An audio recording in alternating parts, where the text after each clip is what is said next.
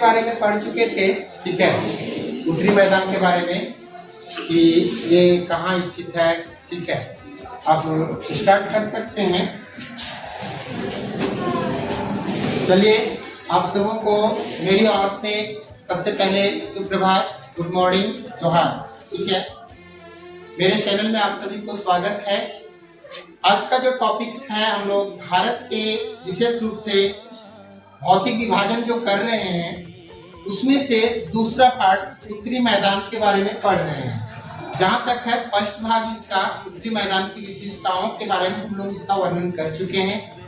आज हम लोग सेकेंड भाग इसका करेंगे, अर्थात उत्तरी मैदान का ही अगला भाग करेंगे, जिसे हम लोग देख लिए थे कि उत्तरी मैदान को प्रादेशिक रूप से, ठीक है, प्रादेशिक रूप से अगर बात करेंगे तो प्रादेशिक रूप से इसे कितने भागों में बांटा गया था। प्रादेशिक वर्गीकरण की बात करेंगे तो प्रादेशिक वर्गीकरण कितने वर्गों में किया गया था। इसको प्रादेशिक वर्गीकरण विशेष रूप से कितने भागों में बांटा गया था। पश्चिम से पूरब, पश्चिम से पूरब की ओर जो है वो कितने भागों में बांटा गया है। 4 भागों में। कितने भागों में? 4 भाग में। इसमें से पहला जो पढ़े होंगे वो पहला था आपका, वो था राजस्थान का मैदान। यही पढ़े थे? yes. राजस्थान का मैदान जो लिख चुके हैं, राजस्थान का मैदान। दूसरा जो पढ़े होंगे वो था पंजाब हरियाणा का मैदान।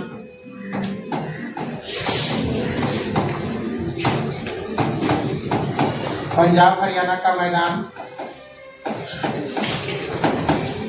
और तीसरा था गंगा का मैदान, गंगा का मैदान। इस गंगा के मैदान को भी 3 भागों में बांटा गया था। ए में जो था वो था उत्तरी गंगा, ठीक है, उत्तरी गंगा का मैदान। बी में जो था वो मध्य गंगा का मैदान, मध्य गंगा का मैदान।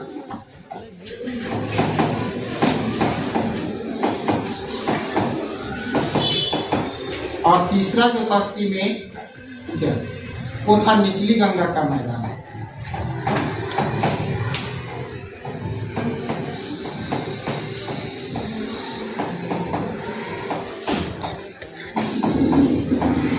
ये 3 हिस्सा पढ़ लिए थे हम लोग, वो अभी पढ़े नहीं है, मतलब लिख लिए थे। और चौथा हिस्सा जो था, चौथा भाग था, वो था ब्रह्मपुत्र या असम का मैदान।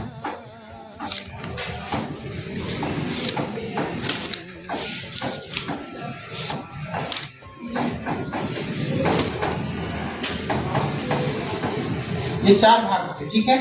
इन चारों भागों में से आज हम लोग सबसे पहला पढ़ने वाले हैं, यानी जानकारी करने वाले हैं, चर्चा करने वाले एक दूसरे से मिलकर के, वो है राजस्थान के मैदान से। किसका पढ़ेंगे हम लोग? सबसे पहला टॉपिक्स पढ़ेंगे वो है राजस्थान का मैदान। इसके बारे में जानने का प्रयास करेंगे। राजस्थान के बारे में, पंजाब हरियाणा के बारे में, इन दोनों के बारे में एक साथ पढ़ने का प्रयास करते हैं, ठीक है।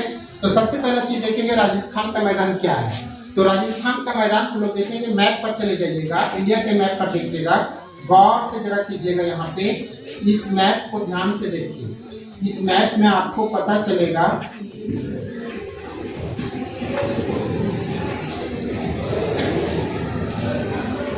इस मैप में देखिएगा कि राजस्थान का विस्तार, राजस्थान का एरिया, ठीक है, किस तरफ से है, ठीक है। यानी राजस्थान का भाग जो है वो यहाँ से लेकर के पूरा इस एरिया तक है।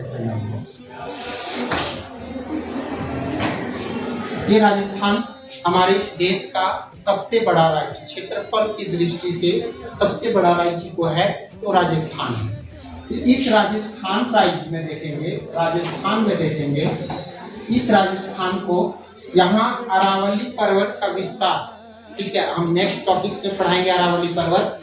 तो अरावली पर्वत का विस्तार जो है वो गुजरात के तट से लेकर के, गुजरात के क्षेत्र से लेकर के यहाँ से शुरू होती है एक पर्वत जिसका नाम है अरावली पर्वत। और ये अरावली पर्वत यहाँ से लेकर के फैला हुआ है सो दिल्ली तक गया है। कहाँ तक गया है? दिल्ली तक। इस पर्वत का नाम है अरावली पर्वत। इसका क्या नाम है? अरावली पर्वत। अरावली पर्वत, ठीक है। ये अरावली पर्वत जो है वो गुजरात के क्षेत्र से, कच्छ के भूमि से जो है वहां से शुरू होती है और दिल्ली के मजनू के टीला तक जाती है, ठीक है। इसका विस्तार है इस प्रकार से फैला हुआ। अब इस तरह से फैले होने के कारण से यहाँ पे वर्षा विहीन क्षेत्र पाया जाता है, मतलब वर्षा नहीं पाई जाती है। इधर से जो मानसून का प्रवेश होता है, मानसून के बारे में पढ़ाएंगे नेक्स्ट टॉपिक्स में, ठीक है। तो मानसून से जैसे जाता है, ये पर्वत जो है इसको रोकने का इस मानसून के समांतर पड़ता है, जिसके कारण से ये क्या हो जाती है, मानसूनी हवा आगे निकल जाती है। यही वजह है कि इस क्षेत्र में वर्षा नहीं होता है। पश्चिमी भाग में, पूर्वी भाग में थोड़ा थोड़ा वर्षा होता है, और इसी क्षेत्र में प्लेन भूमि पाई जाती है। पूर्वी भाग में इसी प्लेन भूमि को क्या कहा जाता है, तो मरुस्थल भूमि, आपका मैदान कहा जाता है। ये पूर्वी हिस्सा जो है उसी का नाम है राजस्थान का मैदान, इसी का नाम है राजस्थान का मैदान, ठीक है। ये राजस्थान का मैदान जो आप देख रहे हैं वो विशेष रूप से कैसे हुआ है। सबसे पहला चीज जान लेंगे कि इसका निर्माण हुआ है कि ये अरब सागर जो है, अरबियन सी जो है, वो अरब सागर के पीछे लौटने के कारण से पूछा जाता है क्वेश्चन। निर्माण अगर इसका किसे हुआ है, तो निर्माण अरब सागर के पीछे लौटने के कारण से, अरब सागर के पीछे लौटने के कारण से, पीछे लौटने के कारण इसका निर्माण हुआ है। किसका निर्माण हुआ है, तो राजस्थान के मैदान का। राजस्थान के मैदान किस भाग में स्थित है, अब ये अरावली पर्वत है, तो अरावली पर्वत के किधर गया, ये पूरब साइड में, तो अरावली पर्वत के किधर है, ये पूर्वी साइड में है। कहाँ है, तो पूरब में स्थित है, पूरब में है। जबकि अरावली पर्वत के पश्चिमी भाग वर्षा नहीं होने के कारण से ये पश्चिम का हिस्सा जो होता है वो मरुभूमि है। क्या है, तो मरुस्थल है, ठीक है। ये मरुस्थल किस नाम से जाना जाता है, जिसका नाम है थार मरुस्थल, ठीक है।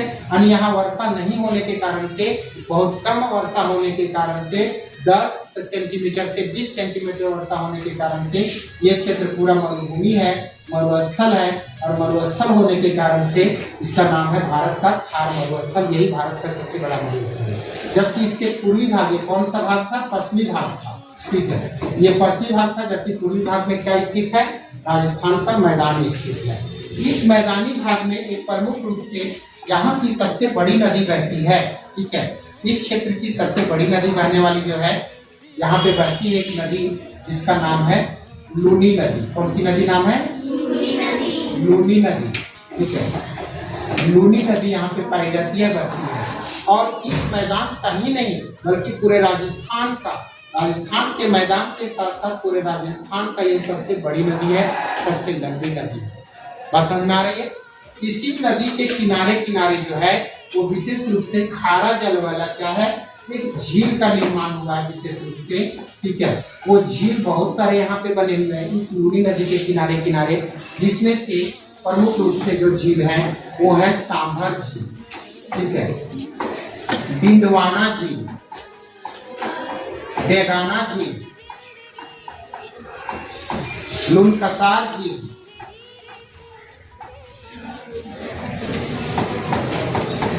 ये सभी प्रमुख झीलें हैं। जो कैसा झील है, लवणीय झील है। लवणीय मतलब खारा झील है। लवणीय मतलब क्या होता है, खारा पानी का झील। बात समझ में आ रही है। अब थोड़ा ध्यान दीजिएगा, क्वेश्चन यहाँ से आ रहा है। क्वेश्चन यहाँ क्वेश्चन भी बना सकते हैं, क्वेश्चन लिख सकते हैं आप यहाँ पे। क्या होगा, भारत का सबसे अधिक खारा जल वाला झील कौन है, सांभर। भारत का सबसे अधिक खारा जल वाला झील कौन है, सांभर। किस राज्य में है, राजस्थान में। किस नदी के किनारे है, लूनी नदी के किनारे। इसी पर बना हुआ है, लूनी नदी पर ही बना हुआ है। बात समझ में आ रही है। नेक्स्ट है दूसरा क्वेश्चन, यहीं पे बना सकते हैं। पहला क्वेश्चन क्या बनाए, भारत का सबसे अधिक खारा जल वाला झील सांभर। अब क्वेश्चन दूसरा इसी से चेंज हो रहा है, ऐसा ही क्वेश्चन मिलेगा, कंफ्यूज मत होइएगा आप लोग। ये बहुत इंपॉर्टेंट है लाइफ टाइम के लिए, ठीक है, कंपटीशन एग्जाम्स के लिए। भारत का सबसे बड़ा खारा जल वाला झील कौन है, देखिए क्वेश्चन एक जैसा सुनने में लग रहा है, नहीं, क्वेश्चन थोड़ा सा अंतर। भारत का सबसे बड़ा खारा जल वाला झील कौन है, चिल्का झील, जो उड़ीसा में है, महानदी, ठीक है। उड़ीसा में चिल्का झील। भारत का सबसे बड़ा लवणीय झील चिल्का। भारत का सबसे अधिक खारा जल वाला झील तब सांभर। क्वेश्चन थोड़ा सा चेंज। सबसे अधिक खारा जल वाला झील सांभर। सबसे बड़ा खारा जल वाला झील नहीं, चिल्का। बड़ा में पूछ देगा, क्षेत्रफल में बड़ा, सबसे बड़ा खारा जल वाला झील तो चिल्का उड़ीसा में। और ये सबसे अधिक खारा जल वाला झील पूछेगा तो सांभर झील। ठीक है, तो ये सांभर झील है यहाँ पे। इस क्षेत्र की सबसे बड़ी नदी है लूनी नदी। ठीक है, साथ ही साथ इस राजस्थान क्षेत्र में जो है ये अनुपजाऊ भूमि क्षेत्र है, अर्थात ये पश्चिमी भाग जो है वहाँ खेती योग्य नहीं है क्योंकि मरुस्थल पाया जाता है। इस भाग में प्रमुख रूप से जो क्षेत्र आते हैं बाड़मेर, बीकानेर, जैसलमेर, फलौदी, ठीक है, ये सभी क्षेत्र आते हैं राजस्थान के मरुस्थल भाग में, अर्थात अरावली के पश्चिम में। जबकि अरावली के पूर्वी हिस्सा में एक आता है मैदान। इस मैदान के राजस्थान के मैदान के एक छोटा सा मैदान है जिसका नाम है जयपुर का मैदान। यानी ये जयपुर वाला क्षेत्र जो है, जो राजस्थान का पिंक सिटी कहलाता है भारत का। ठीक है, गुलाबी शहर के नाम से जाना जाता है भारत का, इसे जयपुर को। ठीक है, वहाँ पे जो है विशेष रूप से वो खेती योग्य थोड़ा हल्का फुल्का बारिश होता है जो खेती करने लायक होता है। यहाँ दूसरी चीज है, खेती करने के साथ साथ यहाँ पर भी जो है वो मैदानी क्षेत्र भूमि पाई जाती है, इसीलिए ये उपजाऊ भूमि क्षेत्र है। ठीक है, कैसा भूमि क्षेत्र है? उपजाऊ भूमि क्षेत्र है, जबकि ये अनुपजाऊ भूमि क्षेत्र है। अनुपजाऊ भूमि क्षेत्र है। ठीक है, ये प्रमुख विशेषता हम लोग जो देखे वो पहला का इसका था राजस्थान के मैदान का। ठीक है, राजस्थान के मैदान का एक प्रमुख विशेषता आपको देखने को मिला। ठीक है, इस राजस्थान के मैदान में विशेष रूप से और जानेंगे कि इस लूनी नदी के किनारे थोड़ा सा अब एक और पॉइंट इसमें आ गया। ठीक है, लूनी नदी के किनारे विशेष रूप से क्या जानेंगे कि लूनी नदी के किनारे कुछ जलोढ़ मिट्टी का निक्षेप पाया जाता है। लूनी नदी के किनारे जलोढ़ मिट्टी का निक्षेप, किसका निक्षेप पाया जाता है? जलोढ़ मिट्टी का निक्षेप।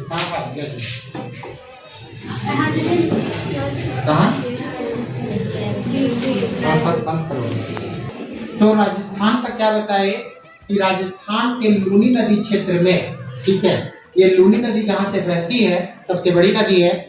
तो लूनी नदी क्या है? सबसे बड़ी नदी होने के साथ साथ वहाँ तो निश्चित रूप से जलोढ़ मिट्टी पाई जाएगा क्योंकि नदी के किनारे जो मिट्टी होती है वो जलोढ़ मिट्टी होती है। तो जलोढ़ मिट्टी यहाँ पाई जाती है नदियों के किनारे। किस नदी के किनारे? लूनी नदी के किनारे जलोढ़ मृदा का निक्षेप पाया जाता है। जलोढ़ मृदा का निक्षेप मतलब जमाव पाया जाता है। इस जलोढ़ मिट्टी को वहाँ रोही के नाम से, रोही का मैदान या रोही के मैदान, ठीक है, रोही का मैदान कहा जाता है। ये इम्पोर्टेंट है परीक्षा के दृष्टिकोण से। रोही या रोही भी बोल सकते हैं, हिंदियों में भी बोल सकते हैं रोही, ऐसा बात नहीं है, लेकिन कहीं कहीं रोही लिखा मिलता है। रोही का मैदान या रोही का मैदान इसको किसको कहा जाता है? जलोढ़ मिट्टी को कहा जाता है। कहाँ के निक्षेप में? लूनी नदी के किनारे किनारे जो जलोढ़ का निक्षेप पाया जाता है उसे राजस्थान में रोही का मैदान कहा जाता है, रोही मृदा कहा जाता है, जो उपजाऊ मृदा होती है वहाँ खेती किया जाता है। ये विशेषता हमने बताया आपको राजस्थान के मैदान का। चलिए नेक्स्ट देखते हैं हम लोग दूसरा हिस्सा। ठीक है, तो दूसरा भाग देखेंगे और दूसरा भाग क्या है आपका? पंजाब हरियाणा का मैदान।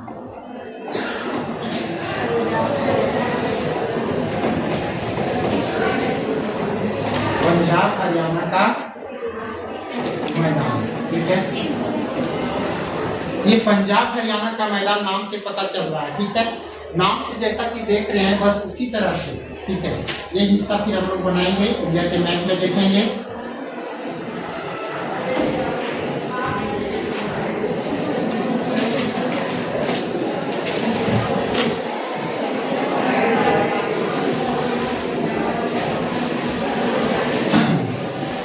ये तो राजस्थान क्षेत्र था। इस क्षेत्र में इसी का कुछ हिस्सा जो है वो आपको जो छूटता है राजस्थान का भाग का, उसके बाद का जो क्षेत्र आता है वो पंजाब क्षेत्र आता है, ठीक है।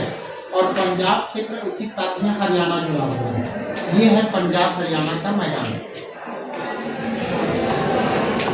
इसको कहते हैं पंजाब हरियाणा का मैदान, ठीक है। ये है पंजाब हरियाणा का मैदान।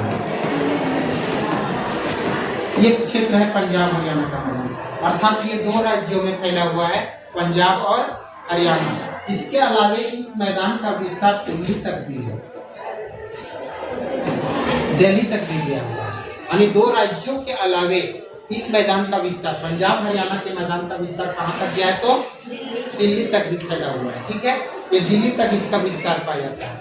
पंजाब हरियाणा के मैदान का निर्माण प्रमुख रूप से जो नदी दिया है, हम सभी लोग जान रहे हैं। यहाँ पे एक नदी बहती थी, ठीक है, बहती अभी भी, ऐसी बात नहीं है। जहाँ पे आप तिब्बत के मानसरोवर से, कहाँ से? मानसरोवर, ठीक है, मानसरोवर झील से प्रमुख रूप से 3 नदियाँ, ये कहाँ है? तिब्बत में है, ठीक है, ये तिब्बत में है। वहाँ से एक नदी निकलती है, पूरब तरफ जाती है, जिसका नाम है ब्रह्मपुत्र। क्या नाम है? ब्रह्मपुत्र। एक नीचे आती है जिसका नाम है आपका सिंधु, सतलुज, सतलुज, सतलुज, सतलुज नदी। और एक जाती है उत्तर पश्चिम होते हुए जम्मू कश्मीर होते हुए पाकिस्तान चली जाती है, ठीक है, इसका नाम है सिंधु नदी। क्या नाम है? सिंधु नदी। लेकिन इसके बहुत सारे नदियां हैं जो सहायक है। ये प्रमुख कौन सी नदी है? सिंधु, और उसके सहायक नदियों द्वारा हुआ है। निर्माण की बात करेंगे इसका, तो निर्माण सिंधु, हाँ, सिंधु और उसके सहायक नदियों द्वारा, और उसके सहायक नदियों द्वारा, ठीक है। यानी इस मैदान का निर्माण की बात करेंगे तो सिंधु और उसके सहायक नदियों द्वारा हुआ है। इस मैदान में विशेष रूप से क्या हो जाते हैं, यहाँ जितने भी हैं क्षेत्र, वहाँ पे बहुत सारे दोयाब पाए जाते हैं। क्या पाए जाते हैं? दोयाब। अब थोड़ा इसको समझना बढ़िया ढंग से, क्योंकि ये परीक्षा में पूछा गया क्वेश्चन है, ठीक है। अब यहाँ दोयाब किसको कहते हैं? इसके सहायक नदियों में से सिंधु के अलावे, ठीक है, एक छोटी छोटी नदियाँ भी आएंगे यहाँ पे बहते हुए, ठीक है, इस मैदान में, जिसमें से आपको प्रमुख रूप से 5 नदियाँ दिखाई देंगी आपको, ठीक है, जो लास्ट में जाकर के पाकिस्तान में क्या हो जाती है, इसी नदी में, सिंधु नदी में मिल जाती है। जिसमें से एक है झेलम नदी, ठीक है, चिनाब नदी, रावी नदी, व्यास नदी और सतलुज नदी, ठीक है, रावी और व्यास और सतलुज। झेलम, चिनाब, रावी, व्यास, सतलुज, हम शॉर्ट में लिखे JCRVS, ठीक है। और इसका ट्रिक याद करने के लिए, ठीक है, ट्रिक इसका है उत्तर से दक्षिण के क्रम, उत्तर से दक्षिण के क्रम, 5 नदियां जो बहती है पंजाब में, उत्तर से दक्षिण के क्रम इसका जो है north to south, north to south के क्रम में जो है, उसमें आप देखेंगे इसका ट्रिक याद करने के लिए है, जिसका नाम है, हम लोग जानते हुए एक वैज्ञानिक नाम, जो भारत के वैज्ञानिक हैं, उस भारत के वैज्ञानिक का नाम कोई बता पाएंगे जिन्होंने पौधों में भी जान होती है? किसने किया था खोज इसके सबसे पहले? जल्दी बताइए। जगदीश चंद्र बसु, ठीक है, जगदीश चंद्र बसु। जब वो बचपन में थे 3-4 साल का, तो क्या कर रहे थे, वो फुटबॉल खेल रहे थे शाम के वक्त में, और उसका फुटबॉल क्या होता है, गेंद कहाँ लटक गया था? पेड़ पर, ठीक है। उसकी मम्मी उतारने जा रहा था, चढ़ने जा रहा था पेड़ पर, और उसका डंडा से उतारने जा रहा था, तो उसकी मम्मी मना करती कि नहीं, शाम हो चुका है, सूर्यास्त हो चुका है, इसलिए अभी पेड़ पर चढ़ना और पेड़ को नुकसान, मतलब पेड़ को, उसको क्या करना है, लगी से जो है उसका जो है उतारना नहीं है, क्योंकि पेड़ भी क्या होते हैं, सोते हैं, अर्थात पेड़ भी सोते हैं। क्या बताया कि पेड़ भी सोते हैं? बोल हाँ, पेड़ सोते हैं, मतलब पेड़ में भी जान होती है, हाँ। तो उसके बारे में जब बचपन में उन्होंने सुना माँ से, तो उन्होंने उसका सर्च किया, खोज किया और पता लगाया, और बाद में ये पता करके बताया कि सच में पेड़ों में भी क्या होती है, जान होती है, पौधे में भी जान होती है। सबसे पहले वैज्ञानिक कौन थे? जगदीश चंद्र बसु।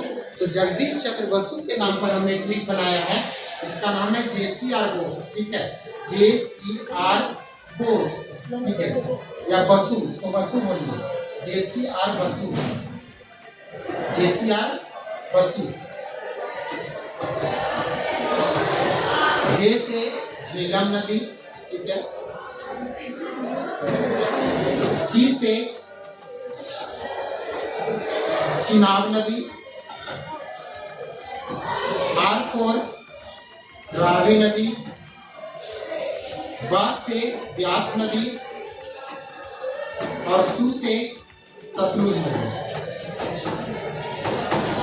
जेसी और वसु याद रखिएगा, ये नॉर्थ टू साउथ है, उत्तर से दक्षिण के क्रम में। कैसे है? उत्तर से दक्षिण। ये आपके एग्जाम के लिए महत्वपूर्ण नहीं है, पीसीएस एग्जाम में ये पूछता है क्वेश्चन कि निम्नलिखित नदियों का क्रम सही कौन है।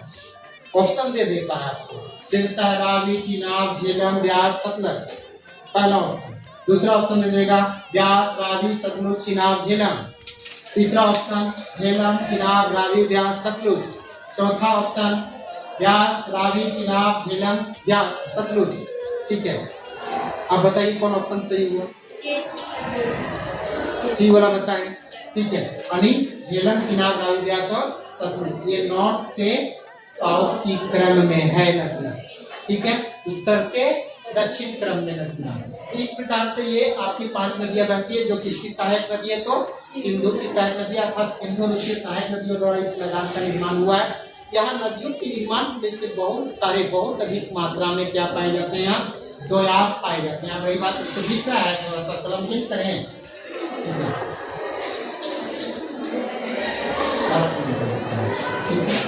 द्वयार्क पाया जाता है।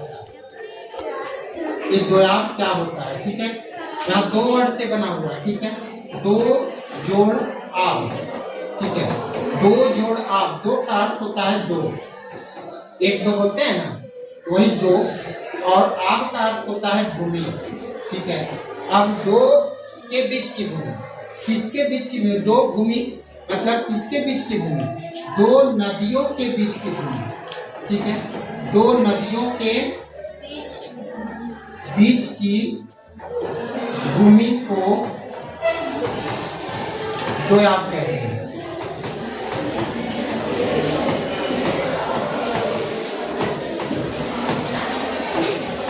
दो नदियों के बीच की भूमि को क्या बोलते हैं?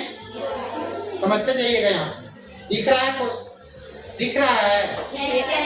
सीधा बैठ के पहले ठीक से। ठीक है, अब देखिए, 2 नदियों के बीच की भूमि को द्वयार्क कहते हैं। इसी प्रकार से 3 नदियों के बीच की भूमि को त्रियार्क कहेंगे। क्या बोलेंगे? त्रियार्क कहेंगे। 4 नदियों के बीच की भूमि को चौयार्क कहेंगे। बात समझ में आ रही है? 5 नदियों के बीच की भूमि को पंचयार्क कहेंगे।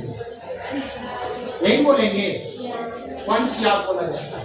लेकिन ध्यान दीजिए कि पंचयार्क ना कह करके इसको क्या बोला जाता है?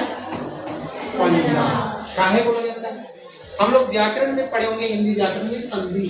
ठीक है, क्या पढ़े होंगे? संधि। संधि के भेद पढ़े होंगे। संधि के 2-3 होते हैं, स्वर संधि, व्यंजन संधि, विसर्ग संधि। और स्वर संधि के 5 भेद होते हैं। स्वर संधि के 5 भेद होते हैं। दीर्घ स्वर संधि है, हर्ष स्वर संधि है, विधि स्वर संधि है, अनुस्वर संधि है, नए स्वर संधि है। ठीक है, बहुत सारे स्वर संधियां हैं। तो उन स्वर संधियों में से स्वर का मेल, स्वर व्यंजन का मेल जहां पर भी हो, तो लेकिन एक नए स्वर संधि है, उसमें कहा जाता है कि किसी भी वर्ग के, किसी भी अक्षर के वर्ग का, वर्ग मतलब जैसे का वर्ग, का, खा, गा, घा, अंगा। ठीक है, जा, छा, जा, घा, या। ठीक है, ये देख रहे हैं ना? तो किसी भी वर्ग का अगर तीसरा अक्षर, किसी भी वर्ग का पहला अक्षर, सॉरी तीसरा नहीं, पहला अक्षर, ठीक है, दूसरे वर्ग के पहला अक्षर, दूसरा वर्ग का अंतिम अक्षर व्यंजन, ये व्यंजन वर्ण है, स्वर वर्ण ये नहीं है। क्या व्यंजन वर्ण है? ये व्यंजन 5 जोड़ आप, पंचयार्क। तो पंच मतलब 5 जोड़ यार्क। आप देखिए ध्यान से, पंच जोड़ यार्क, देखिए ध्यान से, पंच जोड़ आप। अब ये दूसरा है इस वर्ड का, पंच का लास्ट अक्षर व्यंजन वर्ण है, जो इसका चा वर्ग का पहला अक्षर है। और दूसरा जो है आ, वो है स्वर वर्ण। तो जब व्यंजन वर्ण और स्वर वर्ण दोनों आपस में मिलते हैं, तो चा का जो है स्थान, पहला स्थान ना रह करके वो अपने तीसरे वर्ण में बदल जाता है, तीसरा अक्षर में बदल जाता है। तीसरा अक्षर कौन है? जा। तो चा और आ मिल करके यहाँ क्या बनाएगा? जा। अब यहाँ एकार है तो एकार जुड़ जाएगा, तो पा का पा ही रहेगा, जा का यहाँ चा और आकर के मिलकर के जमिया जा बनाया और बा का बा रह दिया, यानी ये क्या कहलाया? पंजाब कहलाया। अर्थात 5 नदियों के बीच की भूमि को पंजाब कहते, इसीलिए उसका नाम पंजाब एक राज्य है जिसका नाम पंजाब क्यों पड़ा? क्योंकि वहाँ 5 नदियाँ बहती है। तो 5 नदियाँ कौन कौन से हैं? झेलम, चिनाब, रावी, व्यास, सतलुज। क्लियर हो गए? झेलम, चिनाब, रावी, व्यास और 5 नदियाँ पंजाब में प्रवाहित होती है। अर्थात 5 नदियों के बीच की भूमि को क्या कहा जाता है? पंजाब कहा जाता है। इस तरह से यहाँ और भी बहुत सारे दोयाब हैं, रचना दोयाब है, बारी दोयाब है, ठीक है, और भी दोयाब यहाँ पाए जाते हैं बीच बीच के भूमि में। तो उसको आपको अपना ध्यान अभी नहीं रखना है, बस छोटी सी जानना है कि 5 नदियों के बीच के भूमि क्षेत्र को पंजाब के नाम से जाना जाता है। अब ये जो क्षेत्र होते हैं वो 5 नदियाँ काफी अधिक मात्रा में अपने साथ में जलोढ़ मिट्टी का निक्षेप करती है। कौन सी मिट्टी का? जलोढ़ मिट्टी का निक्षेप करती है, जिस कारण से इस जलोढ़ मिट्टी क्षेत्र में जो है नया जलोढ़ मिट्टी, ये नदियाँ हर साल बाढ़ लाती है, तो वहाँ पे हर साल बाढ़ आने के कारण से वो नया जलोढ़ मिट्टी होता है। नया जलोढ़ मिट्टी को क्या कहा जाता है? खादर। क्या कहा जाता है? और पुराने जलोढ़ मिट्टी को